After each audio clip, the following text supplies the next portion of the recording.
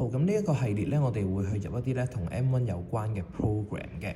咁啊，同以往一樣啦，啲片都會分兩條啦。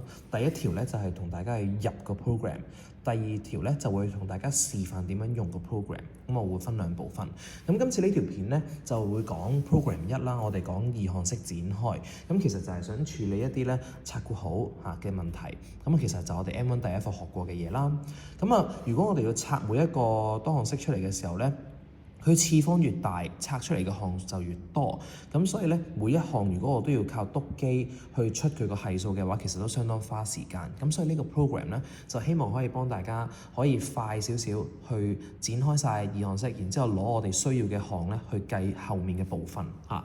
咁所以咧我哋講個用途嘅時候咧，佢用途一就係展開啦，咁就係例 1.1 想做嘅嘢。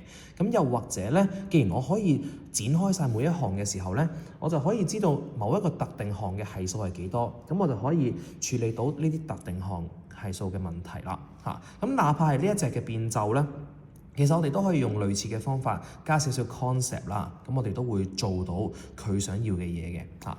好啦，咁啊事不宜遲啦，咁我哋今日咧第一條片就先入 program 先。咁啊同之前一樣啦，你撳 Mode 6，咁啊就會去到呢個位，就問你要 edit 啦，要 run 定要 delete 啦。咁我哋入 program 就係揀1啦。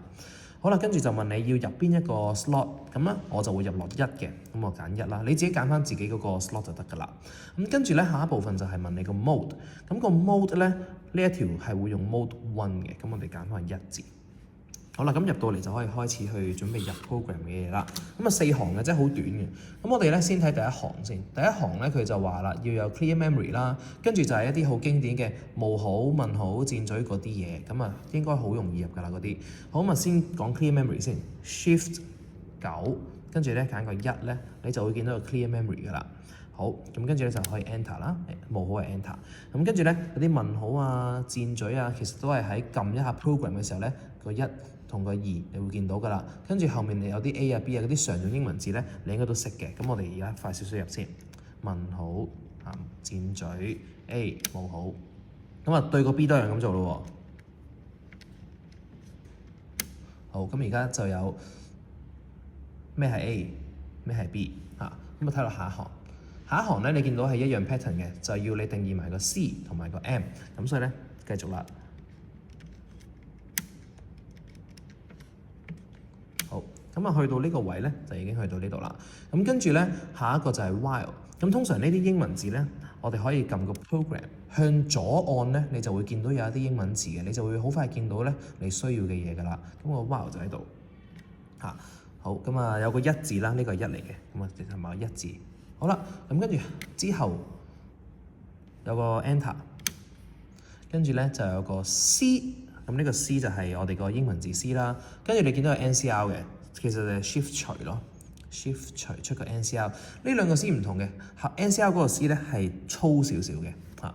咁跟住有個 M 啦，咁啊見到有個乘，跟住咧就有個 B 嘅次方落個 M 刪括號。跟住咧有個 A 字，咁啊去到第30格啦。咁最後9格好快嘅啫。咁啊有個次方啦，有個 C， 跟住咧有個減，有個 M。咁啊留意呢個長啲咧，其實係減嚟嘅嚇。咁啊跟住咧就有個三角形實心，其實就係 program，跟住揀4咧就係呢一隻三角形啦。跟住咧就有個1，小心呢個 M 加，唔係叫你 M 同埋加兩個分開打，係要你按呢一個掣嚇。咁啊 M 加，跟住咧冒號，最後就 while end。係啦，撳 program 向左揾，咁你就會有啦。